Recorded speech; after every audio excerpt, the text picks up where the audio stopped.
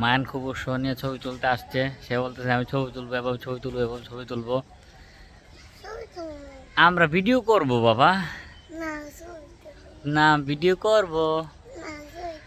আমাদের বাড়ির অবস্থা হইলো, আমার মা এতদিন অসুস্থ ছিল, আমরা বাড়িতে আসার পর এগুলা বৃষ্টির কারণে কাটি নাই। আমার বাবা না করছে যে গাছগুলা কাটতে, তো আমরা কাটি নাই।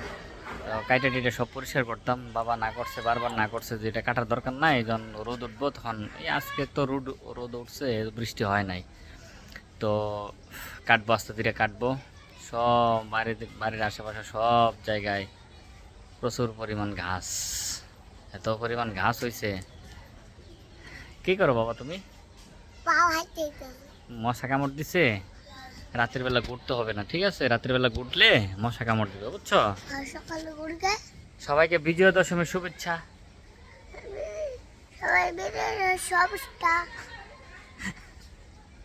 বিজয়া দশমীর